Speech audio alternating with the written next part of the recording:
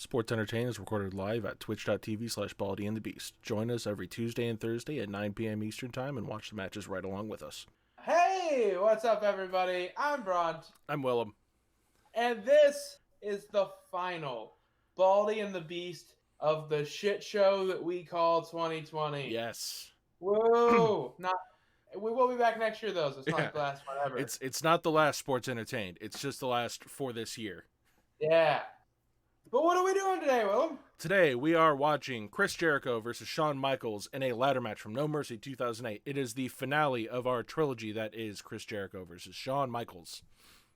And a weirdly booked trilogy it has been, so hopefully this is better. This has been a weird one. Like, I kind of understand, like, the finish of the second match as a mirroring of the finish of the first match, but still, it's fucking... I don't like it. No. Anyway, not to be a total downer, like Willem said, it was No Mercy from October 5th of 2008. There were 9,527 people packing the arena that I forgot to write in because I'm a schmuck. Oh, you're such a schmuck. Hurry up, packing quick. the Rose Garden. The Rose Garden in Portland, Oregon. Okay. Pretty much the backstory behind this match is there's not a whole lot of meat in the sandwich. So at Unforgiven, earlier in the pay-per-view, Randy Orton attacked the champion CM Punk, not John Cena like I thought last week, taking him out of Willem's favorite match type, the championship scramble match. Yes. Well, not favorite match type, you know what I mean. I enjoy that match type. I feel like it's very interesting. Good gimmick. Yes. So his spot had to be filled. Who else comes out but Chris Jericho takes his place. And as we know, like I said earlier, that was his second match of the night, but he won the belt there. The shortly thereafter, at the September 15th Raw, they announced that Shawn would face Chris for the belt in the ladder match at No Mercy to culminate their feud that they had been ongoing anyways. Yep. That's really all there is. There, like I said, there's not a whole lot of meat and potatoes to the backstory behind this one. So I'm actually gonna kind of expand a little bit on this because I tried to go into it at the end of the match portion in the last week's show, but so this storyline kind of fits into like a bigger meta storyline, and it all started with the match between Batista and Shawn Michaels earlier this year, where Blue-Tista, earlier in the year, where Chris Jericho was the special guest referee in that match, and Shawn was faking a leg injury in order to kind of garner sympathy from Chris Jericho and get the win in that match. And that's get one over. And that's what kind of led into this trilogy. And then over the course of this, obviously there was the stuff with the eye and like the two matches prior to this one that you can go out and check right now at YouTube, Baldy and the Beast on YouTube, or on Anchor if you want to listen to the podcast. Either way. But the Jericho was involved in the championship scramble match after the second match in our trilogy and won the title. So that's kind of what this is that they wanted a finale to that kind of involved the title. And it just kind of so happened that Chris had won the title in the course of this storyline happening. And then that in and of itself kind of feeds into Shawn Michaels wanting to have one last run with the title before he retires, and it leads into the Michaels Taker match next year, and then Michaels and Taker in the Rumble, like in the Royal Rumble, and Shawn loses near the end, and then it turns into Undertaker versus Shawn Michaels for the World Heavyweight Championship at WrestleMania 26, which was his retirement match. Good match. Yes. So there's kind of the overall meta narrative. This is like one of the weirdest cases of long-term booking that doesn't involve two different people, but it's still like one storyline that feeds into each other. That makes you wonder how purposeful it was at the beginning, or if it was not at all. Linked shit as they went along. It was just like, oh, this fits here. Oh, this kind of okay. Let's just keep this going. Yeah. It didn't fit together. It just kind of so happened to fall into place that way. They were the right puzzle pieces from the wrong puzzles, but they all fit together nicely. Yeah. Not from the wrong puzzles, but from different puzzles that Yeah. all just kind of fit together nicely. Yep. So let's go ahead and get into the card. We open up Mark Henry versus Matt Hardy for the ECW title. Matt Hardy and Mark Henry wasn't bad around this time. This is when he was starting to get into the Hall of Pain gimmick, I think. I was just gonna say that. I think this is right around the Hall of Pain time, or maybe a little before. So that was good stuff. Yeah. Next we have Candice versus Beth Phoenix. Rey Mysterio versus Kane. Probably your classic big guy, little guy match. Yeah. Copy pasted. Batista versus JBL to find out who the number one contender is going to be. I love when they do that on the pay-per-view before. Yeah. Like, throw a number one contender match on there. It's stakes that it raises the stakes, but effectively means nothing. Yep. Next up, we have Big Show versus The Undertaker. That was probably slow as fuck. It sounds like it would be, yeah. Jeff Hardy versus Triple H for the WWE Championship is next. That was won by Triple H, as we see in the next graphic. Well, and then that kind of leads into, like, at the end of the year, they had Jeff, Triple H, and then Edge, I believe, at Armageddon at the end of this year, and that's where Jeff won his first WWE title. Yes. And then I have our main event, which is what we're doing. Jericho Michaels for the World Heavyweight Championship. I did forget to say at the beginning, there was a dark match. It was the Colognes, Carlito and Primo, beating Miz and Morrison. Okay. Was it for anything, or was it just like the dark match? Just the dark match. Okay. So not for anything as long as I know. And I also the Rey Mysterio Kane match was for if Rey lost, he had to unmask. It was a mask match. So Katie just came home, so I had to wave her hi. Hello. So do we have anything else? Nope. I think I said my bit as far as like going into the overall story of like how this fit in, but this story in and of itself didn't really have a whole lot of narrative other than eye things, and then Jericho hit Shawn Michaels' wife in the eye, and then now there's a ladder match. Yeah. The ladder match really in the storyline doesn't make a whole lot of sense, but it's one of those gimmicks where it's like, but they'll do a great job, so who cares? Right. So let's go ahead and you go ahead, do the thing. I was gonna go into the thing. So, if you're trying to find this on the network, this match is going to be starting at 2 hours 11 minutes and 10 seconds. As it is the main event, it is the final flag on the card. We're gonna go ahead and give everybody a couple seconds. Try and find this match if they haven't already. I'm kind of excited for this one because it's I've heard a lot of places that this is kind of like a classic ladder match. Shawn Michaels generally tends to have pretty good ladder matches. Yeah. One of the things he's good at. It's a talent. Yep. All right. So once again, we are at 2 hours, 11 minutes and 10 seconds. We're going to go ahead and count down from 5, 4, 3, 2, 1, click. That is fucking salt in the wound there, because that is after the match. That is everything should be done, and then he gets a hard way head wound. Yep. God damn. You can see the look on his face. He's like, whoa, oh no. That is kind of the kicker on the whole thing, isn't it? Is that they had banned blading by this point, but by the end of the match, he gets fucking hard weighed after the match is over when it doesn't matter anymore. Yep. All right. So, what is your rating on this match? It was a darn good match. Is that your hot tag? The hot tag. Oh, the hot tag. The hot tagline. No, that wasn't. My hot tagline is, fuck your.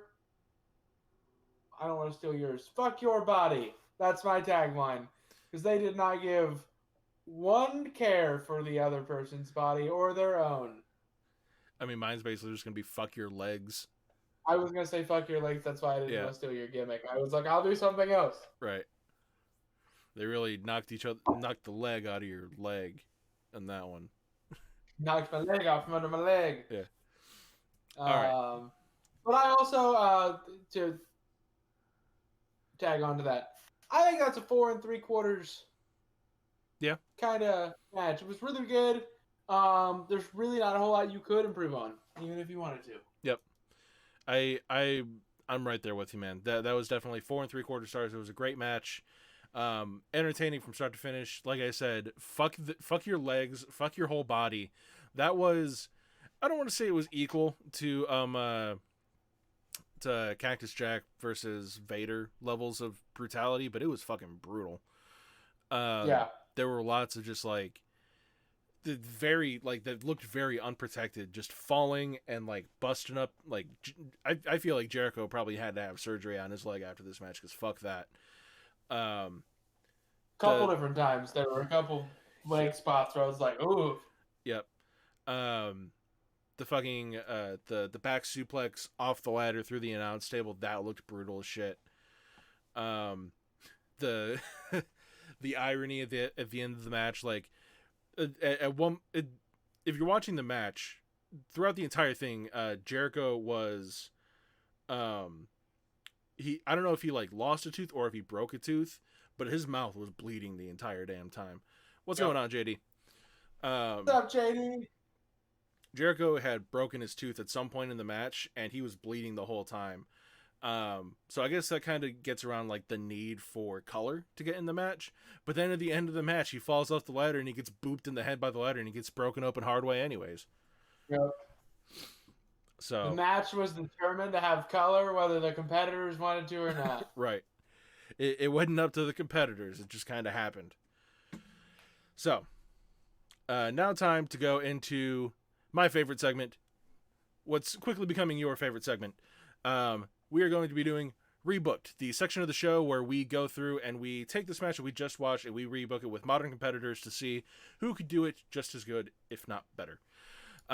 So this is the finale part of this. I had initially chosen Johnny Gargano versus somebody. Ospreay.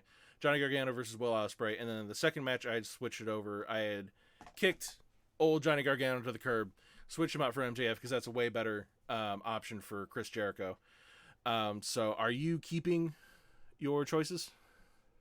I think at this point I almost got to, right? I want to get them all the way through to the end. I still feel like Nick Jackson and Sammy Guevara could put on a banger trying to follow this formula.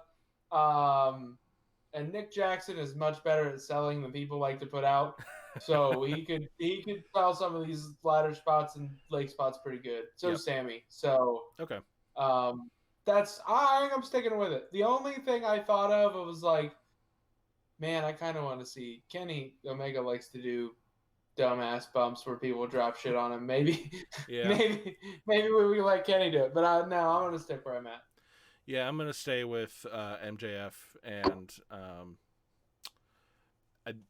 I'm a fucking schmuck. I can't. I've got the goldfish brain, like, and Slick Billy with the Big Willie, and Will Ospreay and MJF, because like Will Ospreay still, he could definitely do the Shawn Michaels style. MJF is just as much of a heel, just as good on the mic, just as good as Chris Jericho. And I feel like for the spots that were done in this match, he could definitely remake this. Definitely do that with Jericho, in Jericho's spot. Yep. JD asks, how are we liking the new time slot? You know what? It's not doing too bad. I mean, it's kind of what we got to go with. I don't mind it at all, but how you feeling about it, Bront? It forces me to wind down before bed a little bit. So probably is better for me. Better for the mentalities than going immediately after work. Yep. Oh, man. So, do we have anything else that we really want to talk about today? Man, it's the last stream of the year. I think we should talk about, a man was murdered on Sunday, Willem, in front of our own eyes. I feel like it'd be remiss if we didn't run down the card. Right. JD's got a question. What's going on, JD? Well, go ahead and do that while JD types up his question. I'm getting the. So we started off the pre-show match. Was Big E, Daniel Bryan, Chad Gable, and Otis beating King Corbin, Sami Zayn, Cesaro, and Shinsuke Nakamura. God damn, the state of your card when that's your pre-show match, man. Yeah. That is. Sorry, I had a burp coming out. JD had a good question. That's another thing that we should probably do with Rebooked. When it comes to these recaps, did the right person go over? That's a good question. Ooh, yeah, I like that. Yeah. I had never thought to ask that question. Good on you, JD. You added to the show. Love you, boo. Yeah, probably. So, do you think the right person went over here? Should Jericho have gone over, or should they maybe have given the belt to Michaels? Oh, no, the Jericho should have gone over here. Yeah. I'm adding this to the list because I like it. I have a little rundown so I don't fuck up the show. Yeah. And I'm adding that. It was good. But yeah, I don't think having Shawn win would have added anything. Yeah. And yeah, I think that the right person probably went over. Yeah, your analogy that you made earlier in that, like, this was kind of like a bunch of different bunch of puzzle pieces from different stories that kind of came together and made its own image. The fact that this match indirectly led into both of the Michaels Taker Mania matches, it wouldn't fit if Michaels had won the title here, because that means that he wouldn't have an impetus to go into the Michaels Taker 2 match. Yeah. I mean, he might have. They probably could have booked it a different way, but yeah. So getting back to where was that? The pre-show. Yep. The show opened up pretty good with Drew McIntyre versus AJ Styles.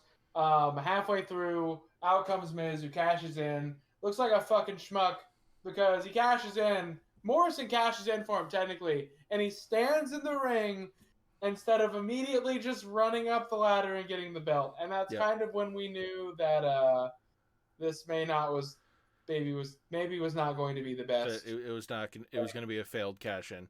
I feel like they could lead it into another storyline. It's like, well, no, I didn't cash it in. Morrison cashed it in for me, so I still didn't. I still got the briefcase. They could gimmick it one way, shape, or form. Either way, it's dumb. Maybe. I did feel like after they did do that. Is that actually what they fucking did? Wait, is that what they did? I didn't watch Raw yesterday. Neither did I. But that match, it felt like the match felt like it was supposed to go on last, and they just put it on first. Yeah. Holy shit, they actually did do that. Goddamn. We should be writers. We could do the same job they're doing, probably for way less money. Yep. Check out my Fiverr gig, writing for the dub. That'd be hilarious if there was like people on Fiverr that were accidentally writing for the dub because like Vince ran out of ideas. That'd be my favorite. That's my favorite headcanon. There it is. My favorite headcanon. Vince buys all his writers on Fiverr.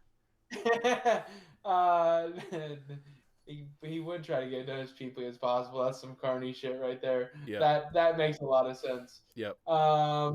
Anyways, out of that rabbit hole, Sasha Banks defeated Carmella.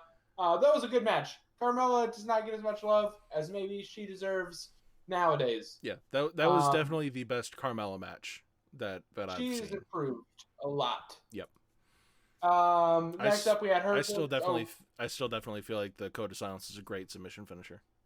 That is a really good finisher for her too. Yep. Next up, we have the Hurt Business beating the New Day, which is what should have happened. Yep. The Hurt Business needed that win, and the loss doesn't really hurt the New Day at all, so it makes sense. Yep. Speaking of making sense, and maybe me not thinking this next match did as much, Asuka picked Charlotte Flair as her partner, which was fine. Yeah. That makes enough sense. You would want somebody who is a kick-ass person, but they won. Yeah. So it's the second tag team in a row to win the titles to have no chemistry.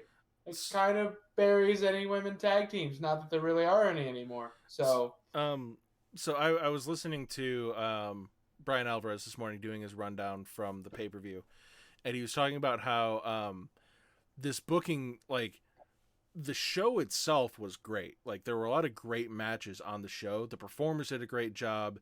The matches themselves were great. The booking is dog shit. Because that JD, he says, I'm trying to figure out what was the whole point of Lana in and out with Asuka. So, like, the for 3 months, they booked this whole storyline that was Lana getting beaten up by Nia Jax, getting put through tables every week for 3 months, and they resolved it on Raw, like in the go home, I think, to TLC, and then they still took her out of the match. Like, the big payoff to maybe getting these titles off of, like, to getting the titles onto Lana and someone else, and getting them off of Nia Jax to kind of get her comeuppance in this whole thing, was that Charlotte came back. That's your payoff. Here's what they should have done, though.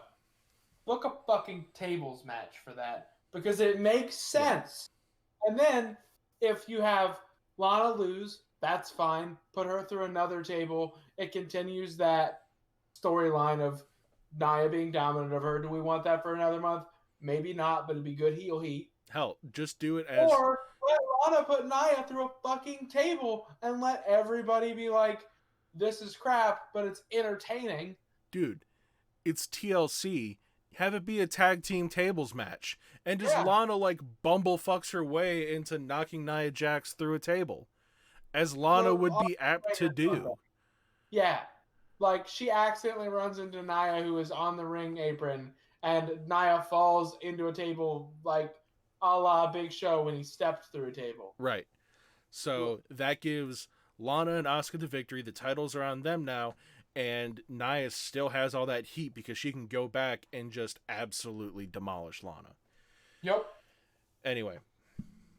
But they didn't do that. Nope. Go on to the next match. Maybe what they did was similar, but they essentially, Lana got a cheap win and then they beat her up. But anyways, carrying on. Roman Reigns versus Kevin Owens in a TLC match for the Universal title. Mm-hmm. Wow. That was good. That was Roman does good things. It was a really good match. Everybody in the match was very good. The biggest complaint that I've seen with this match, and the biggest complaint that I have with this match, is that it was 2-on-1 for 25 minutes. Yeah. Like, it just went, like, Roman had to have Jey Uso out with him, otherwise he probably wouldn't have won this match. Kevin Owens did a great job of fending off two people at the same time in order to not win this title, and all it really did was go to show that Kevin Owens, who is the babyface in this match, has no friends. And I think in, like, Raw Talk or Talking Smack or whatever the fuck went on after this, they, like, he explained that every one of his friends he's betrayed, so nobody wants to hang out with him. But Daniel Bryan is in a storyline with Jey Uso, so why wouldn't Daniel Bryan come out? He was on, it's not like he wasn't there. He was on the card on the pre-show.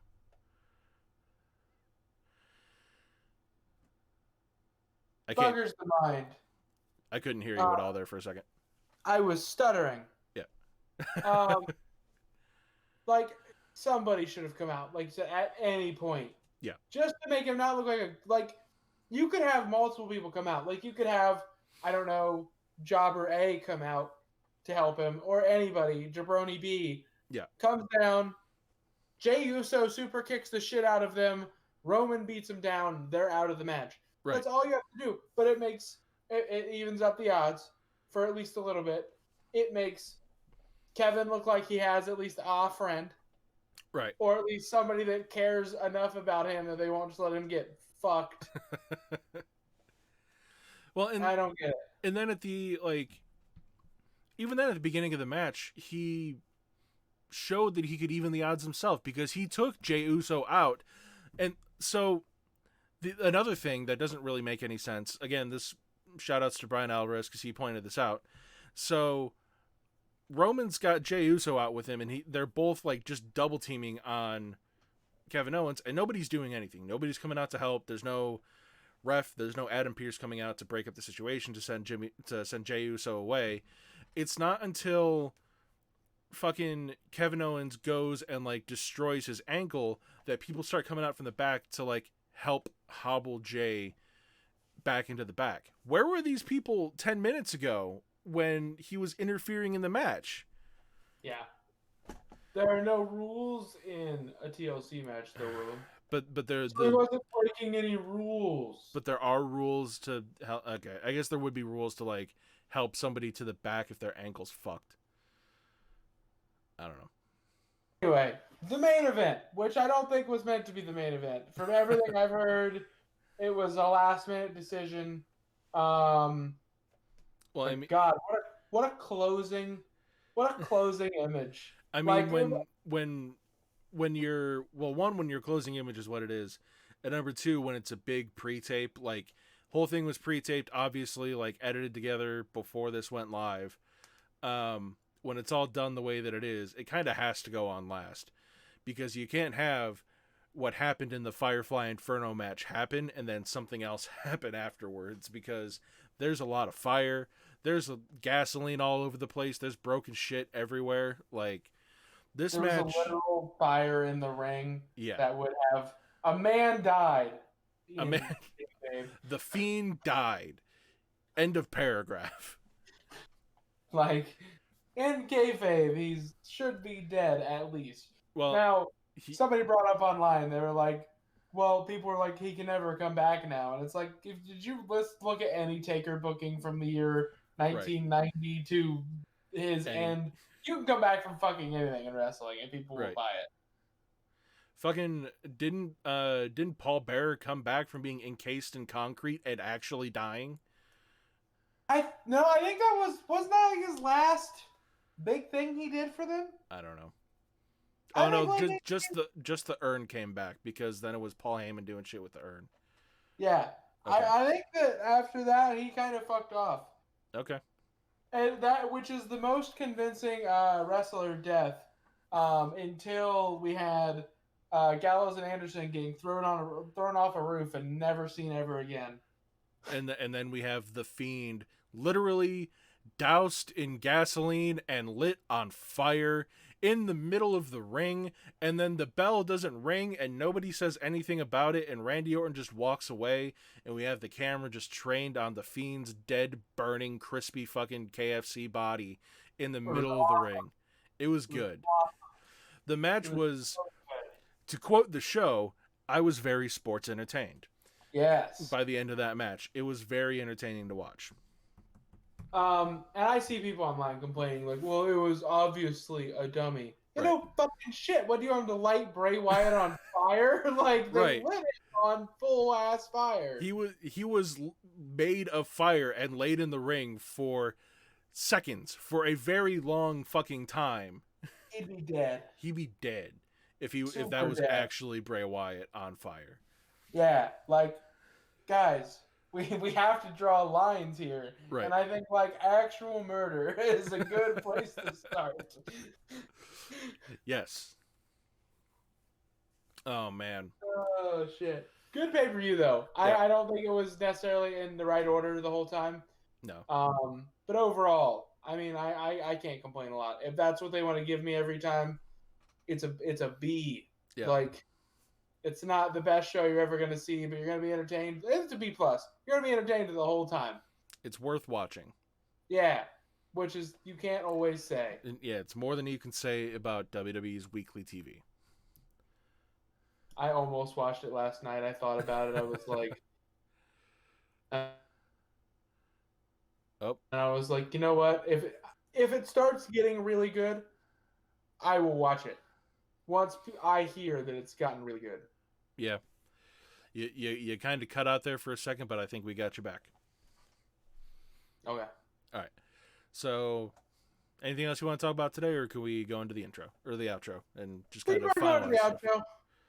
I'm kind of gonna be sad when I do this for a little while. Yeah. So, for those of you who aren't paying attention, obviously you can see it in the stream title. This is going to be our last stream for 2020. So, after today, we will be back. We'll be recording our first episode live here on Twitch, obviously, as of January 5th. If you catch us here on Twitch, like I said, we'll be here on January 5th. If you only catch us on YouTube or you catch the audio podcast, those will go live the week afterwards. So if you're catching us on the recordings of this, those will be on the 12th. But I just want to say, like, we've been going for about 4 months. I feel like we've done a lot of growth in 4 months. We've got a lot of stuff going ahead, and I feel like next year is going to be a banner year for us. We've got a lot of things in the pipeline. And I think, do you want to go ahead and announce what our first thing is going to be right when we come back? Oh, it is quite the dandy. Yep. We will be back on the 5th with Savage Steamboat to open up the year. Yep. And then, well, I think I'll leave the trilogy to you. You'll leave the trilogy? All right.